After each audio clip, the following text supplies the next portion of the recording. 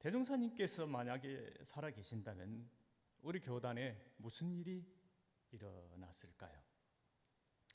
헤아릴 수 없는 일들이 많이 일어났을 것입니다만 오늘은 그 몇 가지 일을 추정해 볼까 합니다. 첫째, 대종사님께서 지금까지 살아 계신다면 교명을 그대로 두셨을 것 같습니다.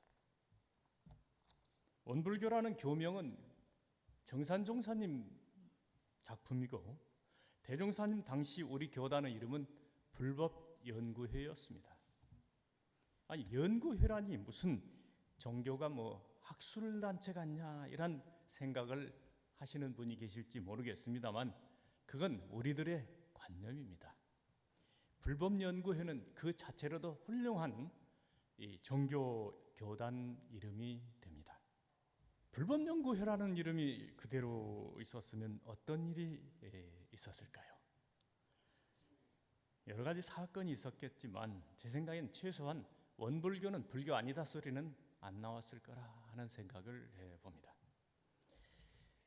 이 원불교가 불교 아니라고 하는 사유는 원기 60년대에 출현하기 시작을 해가지고 대충 한 20년 정도 이렇게 지속된 이런 흐름으로 저는 기억을 합니다. 한때 수유단에서까지 결의되어서 매듭이 된 이런 상황입니다. 그럼에도 불구하고 오늘날까지도 그 사유는 엄존하고 대적으로까지 문제가 되고 있습니다. 당시 그 대산 종급선 시절인데 한 번은 어떤 모임에서 이런 말이 나오니까 이 앞에 계시는 우리 가산 김성택 호주 교령님께서 대학교 앞에 있는 조그만 그 호숫가에 있던 예전에 조그만 건물에 대사님께서 거기 가 계시는데 저녁에 찾아갔더랍니다. 쉬고 계신 정법사님께 다른 보고를 드리다가 원불교가 불교 아니랍니다 라고 사리자 누워 계시던 정법사님께서 벌떡 일어나시더니 아니 누가 그런 소리를 해요?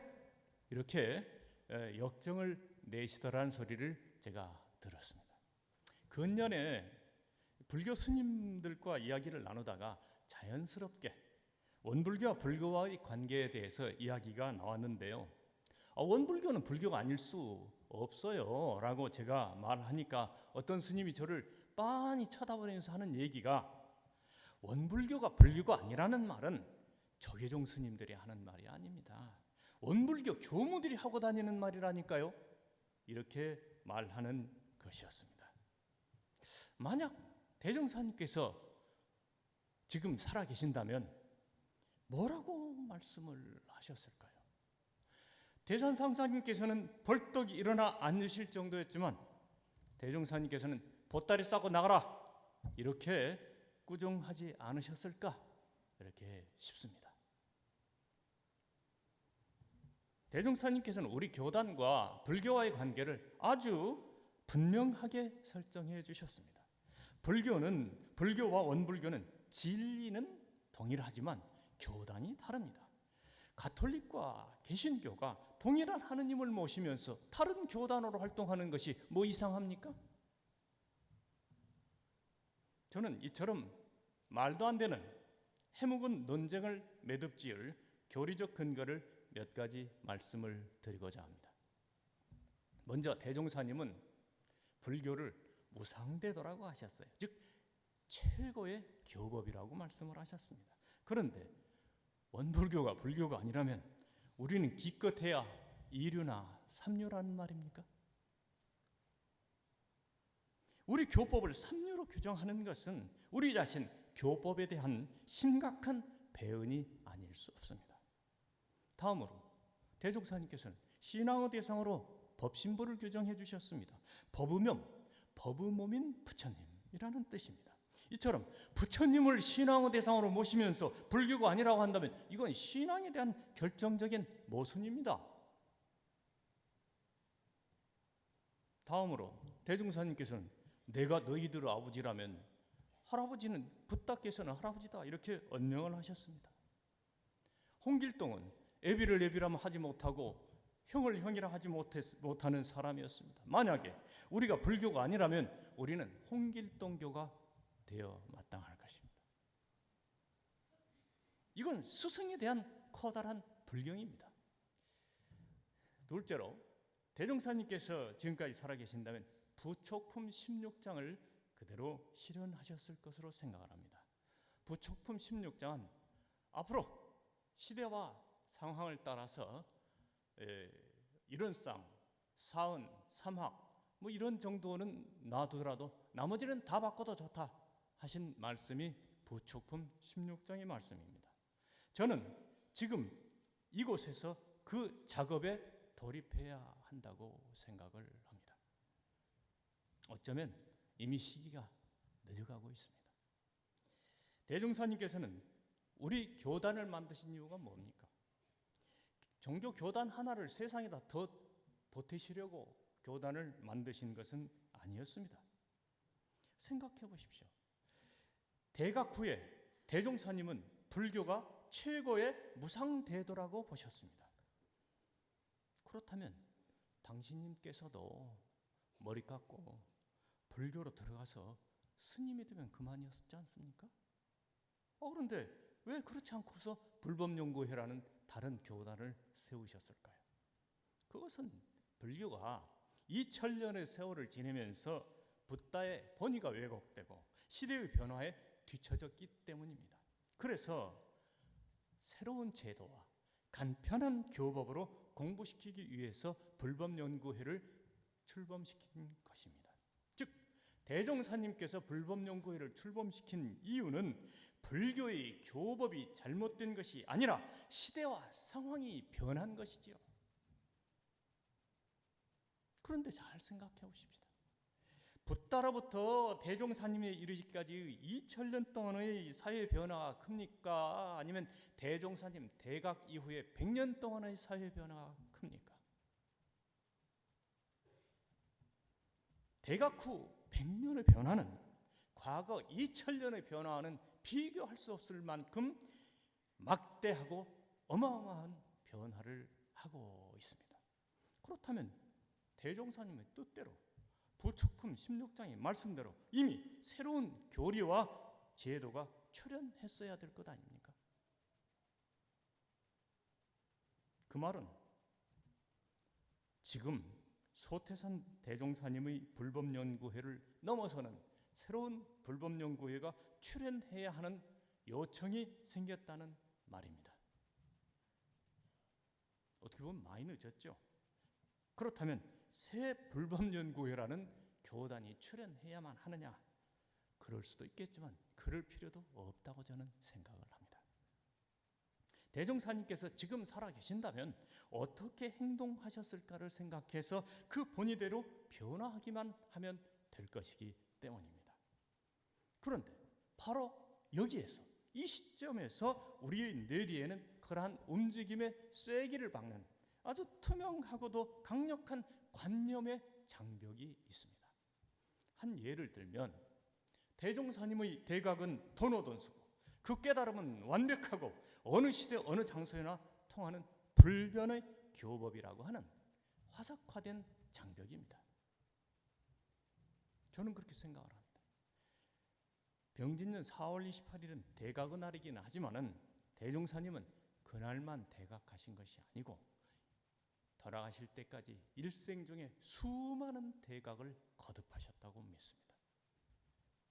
만약 병진년 4월 28일에 완벽한 깨달음을 완료하셨다면 우리의 완벽한 불교 정전은 이듬해인 정사년 4월 28일엔 출간이 되었어야 맞을 것입니다. 그런데 실제로는 그로부터 12년 후에 첫 정전인 서양연구요론이 나왔습니다. 뿐만 아니라 대종사님께서는 그 이후에도 여러 차례 정전을 거듭 출판하셨습니다. 그러면서 바꾸고 실험하고 보완하시고 그리고 돌아가시던 해엔 원기 28년에 마지막 불교 정전을 넘기시면서 뭐라고 하셨나요? 완벽한 걸, 불변한 걸 남긴다고 말씀하셨나요? 아니면 만전을 기하지 못한다고 말씀을 하셨나요? 그렇다면 대종사님 말씀대로 지금 우리 교법은 ing 상태다. ing 상태다. 지금 현재 진행형이다. 저는 이렇게 생각을 합니다. 불교의 경우도 초기 불교로부터 아비다르마 불교를 거쳐서 대승불교, 밀교를 거치면서 엄청난 변신을 했습니다. 중국에 전파된 이후에도 격의불교, 종파불교, 선종불교를 통하면서 수많은 변신을 했습니다. 뒤에 나온 불교 교리는 아프 교리와 아주 모순되는 것도 수두룩했습니다. 그것은 불교의 진리가 변화한 것이 아니고 풍토가 변화한 것에 불교가 적응한 것이라고 볼 수가 있습니다. 더구나 오늘의 주변은 과거와는 비교할 수 없을 만큼 대규모 광속으로 변화하고 있습니다. 만약 이러한 것에 빠른 적응을 하지 못한다면 우리 해상의 미래가 동학과 같은 선배 교단의 전철을 밟지 말라는 법이 있겠습니까? 대종사님 교법의 우수성은 한없는 열려 있음에 있습니다. 바꿔 말하면 지금 ing라 하는 겁니다. 미래도 ing라 하는 겁니다. 우리는 대종사님의 그러한 변화의 정신을 받들어야만 합니다. 그래서 그 본인은 충분히 살리면서도 엄청난 교리적 정비, 해석적 변신을 도모해야 합니다. 여기에 꼭 필요한 게 실력 있는 인재, 견성한 학자가 꼭 필요합니다. 우리 정전만 하더라도 새로운 환경에 맞춰서 깊고 풍부하게 교리를 해석하고 정비해야 합니다. 예를 하나 들어볼까요? 정전 첫머리를 딱 열면 개벽표가 나옵니다. 물질이 개벽더니 정신을 개벽하자. 우리는 물질 세상이 되니까 돈에 끌리지 말고 정신 차리고 살자 이런 정도로 생각하고 머리를 끄덕끄덕하고 넘어갑니다. 그러나 한 걸음만 들어가면 물질의 개념이 무엇인지, 정신의 개념이 무엇인지, 개벽이란 과연 무엇인지 이 세 가지에 대한 분석을 할 수가 없습니다. 우리 실력으로. 아마 여기에도 이 개교표 하나만 가지고도 박사논문 10개는 나올 거라고 저는 믿습니다. 더욱이 그 세 가지 개념은 시대와 과거 발전을 따라서 해석의 지평이 달라져야만 하는 ing 계열의 것이다. 또 우리는 마음 공부를 하자고 서원을 세우고 왔습니다. 그렇지만 마음이 무엇인지에 대한 합의된 개념도 분명치 않습니다. 또 우주 만유의 본원이라는 개념, 우주 어마어마한 접근하기 어려운 난제입니다. 이러한 정비를 위해서는 깊고 넓은 학문적 연구가 필요합니다. 수많은 교리적 토론, 시대적 적용에 관한 연구를 거쳐서 거기서 정비된 새로운 해석과 교리로 이제는 교무들을 재무장, 재교육을 시켜야 합니다. 현장의 교육 교화자들에게는 교화 방법도 필요하지만 진리를 파악하고 그에 걸맞는 수행을 통해서 신념을 갖게 하는 작업이 앞서야 하기 때문입니다. 셋째, 대종사님께서 만약에 지금 살아계신다면 종교의 본연인 신앙체계를 세우는 데 주력하셨을 거라고 생각합니다. 언젠가 버스로 장시간 여행을 한 적이 있었는데요. 제 바로 앞자리에 가이드가 앉아 있고 그 옆에는 중진급인 모 교무님이 앉아 계셨습니다. 여러 시간 동안의 이 여행은 무료하였고 가이드는 그 교무에게 원불교가 도대체 무엇을 신앙하느냐고 물었습니다. 대부분의 사람들은 잠에 들었기 때문에 버스는 조용했고 뭐라고 대답하는지 궁금해서 저로 바로 앞자리에 있는 사람들의 말을 귀를 기울였습니다. 근데 깜짝 놀란 것은 그 교무님이 하시는 말씀이 첫 마디는 옥녀봉에 오른 대종사님에 관한 이야기였습니다. 그리고 혈인기도, 방언공사 등에 대해서 장황하게 설명하는 것이었습니다. 원불교 신앙에 관한 얘기가 이제나 나오나 저때나 나오나 저도 궁금하고 가이드도 궁금했을 것이지만 원불교가 무엇을 신앙하는지에 대한 이야기는 나오지 않았습니다. 한 30분가량 지나니까 교무님의 이야기는 사은과 사막으로 옮겨갔습니다. 저도 지루하고 지쳐서 눈을 붙일까 하고 생각을 했습니다만 너무도 궁금해서 계속 들었습니다. 1시간 가까이 다가오자 원불교 신앙에 대한 설명은 이제 처처불상으로 옮겨갔습니다. 가이드는 너무도 힘든 것 같았지만 물이 오른 교무님은 아랑곳하지 않았습니다. 그러다가 가이드를 살린 것은 휴게소였습니다. 버스가 휴게소에 진입하니까 재빨리 일어나서 화장실에 가라고 이렇게 대중들에게 안내하고 자신도 버스에서 내렸습니다. 그런데 그보다 더 빠른 것은 그 교무님이었습니다. 버스 앞문 아래서 가이드를 가로막고 마지막 설명에 피치를 올렸습니다. 그 내용은 불효한 며느리에 관한 이야기였습니다. 만약 대종사님께서 살아계신다면 뭐라고 그런 현상에 대해서 뭐라고 말씀을 하셨을까요? 원불교의 중진급 교무에게 신앙에 대한 질문을 했는데 1시간이 지나도 결론이 안 나오고 교무들에게 탁자 위에 컵이 신앙의 대상이라고 물으니까 그렇다고 대답을 하고 택시기사를 믿는다고 택시기사를 신앙한다고 하는 말에 특값을 주는 이런 분위기에 대해서 대종사님께서는 진짜 칭찬하셨을까요?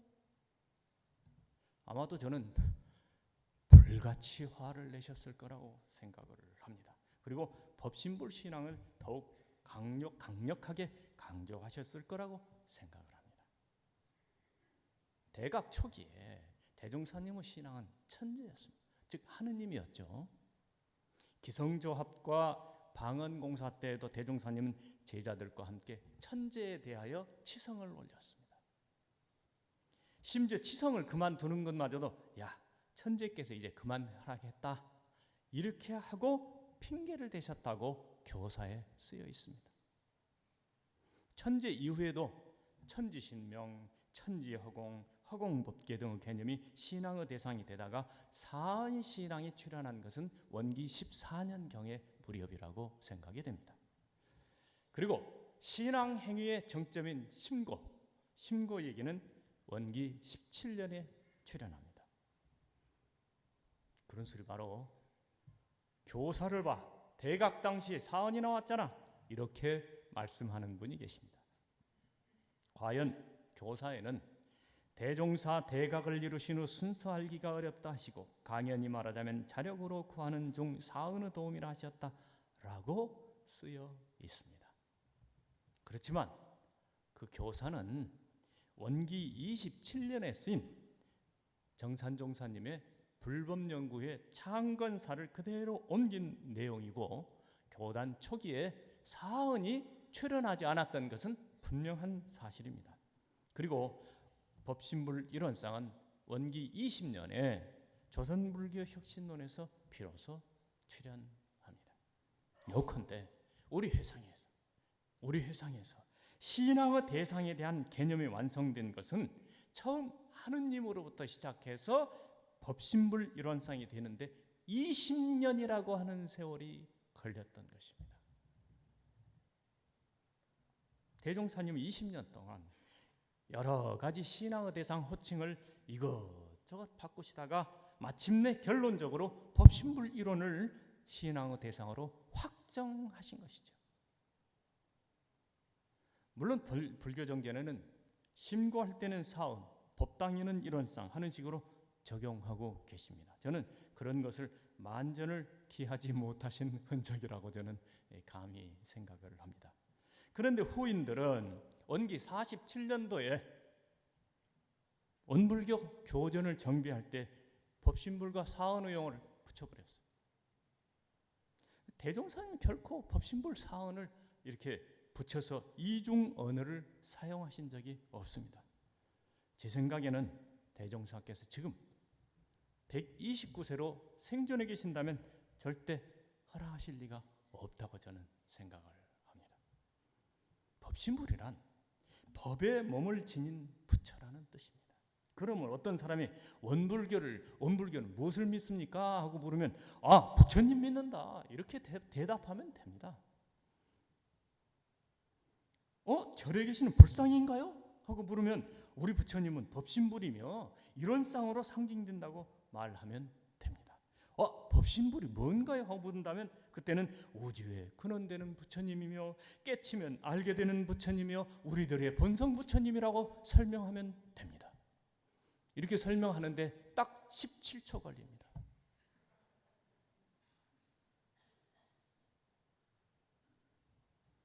다시 질문을 받게 되면 그때야 뭐 관천기상을 말해도 좋고 사원을 말해도 좋고 사막을 말해도 좋고 무슨 상관이 있겠습니까? 컵이나 택시 운전사는 신앙의 대상이 아니라 불공의 대상이지요. 정부 철길 옆 크게 적혀있는 모두가 은혜입니다라는 거는 너무도 옳은 말씀이에요. 너무도 아름답고 훌륭합니다. 근원적이며 절대적 차원에서 일체 만물이 완벽한 부처이기 때문입니다. 그래서 처처불상인 것이죠. 그러나 상대적인 우리들의 삶은 그렇게 모두가 은혜입니까? 어림도 없죠. 선과 악, 맑음과 물듦, 은혜와 해독으로 갈래갈래 나뉘어서 불완전하기 짝이 없습니다.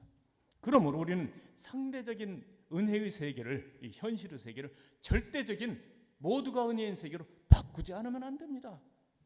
이거를 사사불공이라고 하셨습니다. 무시선 무처선은 학렬이 같은 수준이 같은 법문입니다. 처처불상과 사사불공은 학렬과 차원이 영 달라요. 처처불상 학렬하고 사사불공 학렬하고는 다릅니다. 처처불상은 부처님의 바다로 여행할 때의 GPS라면, GPS를 요새는 냅이라고 하죠. 사사불공은 그 방향을 따라서 배를 젓는 작업을 말합니다. 처처불상은 모두가 은혜라는 절대적 차원이라면 사사불공은 현상적으로 모자란 은혜를 채워가는 상대적 차원이라는 것이죠. 택시기사가 성추행범인지 흉악범인지도 모르는데 인간 자체를 믿는다면 그것을 우리는 신앙이라고 할 수 있을까요? 컵은 차를 부어서 마시는 것으로 활용하는 것이지 그것을 우리의 신앙의 대상이라고 할 수 있을까요? 신앙의 대상은 절대적 은혜요, 단 하나의 대상이요, 완벽한 부처님이어야 합니다. 그러므로 우리의 신앙의 대상은 절대적이며 유일하며 완벽하신 부처님, 즉 법신불인 겁니다. 그런데 사람들에게 설명을 할 때 절대적 은혜니 상대적 은혜 이런 말을 하면 알아듣겠습니까? 그러니까 딱 부처님 믿는다 이러면 누구나 알아듣습니다. 기독교인들한테 뭘 묻는 하느님, 이슬람교인들에게 뭘 믿는 알라, 딱 나오는 것처럼 원불교인에게 무엇을 믿느냐, 부처님. 간단합니다. 1시간 동안 설명할 필요가 없죠. 부처님, 즉 이 법신불은 여러 실험을 거쳐서, 여러 차례 실험을 거쳐서 원기 20년에야 비로소 결론에 이른 대종사님의 마지막 정리셨습니다. 만약 대종사님이 지금 여기 살아계신다면 1시간이 넘어도 신앙을 정리하지 못하거나 겁이나 택시기사를 신앙의 대상이라고 말하는 제자를 나무라셨을까요? 부처님이라고 전국을 집어 말하는 저를 나무라셨을까요? 대종사님 지금까지 살아계신다면 수양을 크게 강조하셨을 것이다. 아까 우리들이 이 대종사님의 이 적이는 구도 과정은 대각의 원동력이 된 것은 일심이었어요. 정신수양이잖아요. 사막병진 해가지고 대종사님 대각하셨습니까? 근데 첫 가르침도 일심이었어요. 수양연구요론에서 보면 대각열의 조항이 입정이에요. 입정. 그런데 오늘날 그런 말씀은 감춰지고 작업 시간에 벽장에 앉아서 선했다가 혼났다는 말만 회자됩니다.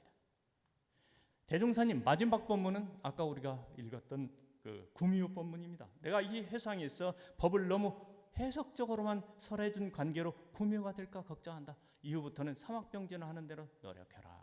부촉분 9장인데 전 좀 이상하다 했는데 대종경 선회록을 보니까 사막병진이 아니라 언제나 일심통일하는 데 노력하라고 적혀 있더라고요.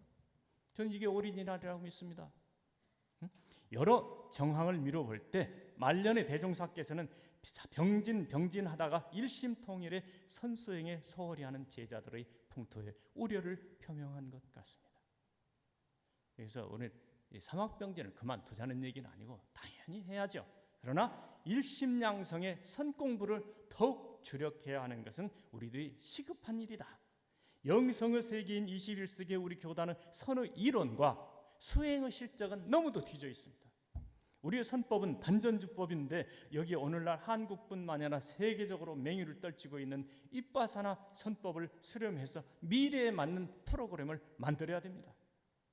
우리들은 아직 입바사나 선법에 대해서 아는 바가 없습니다. 만약 대종사님께서 지금 살아계신다면 누구보다도 적극적으로 그 선법을 원리를 받아들여서 우리들에게 맞는 선법을 만들어 주셨을 것입니다.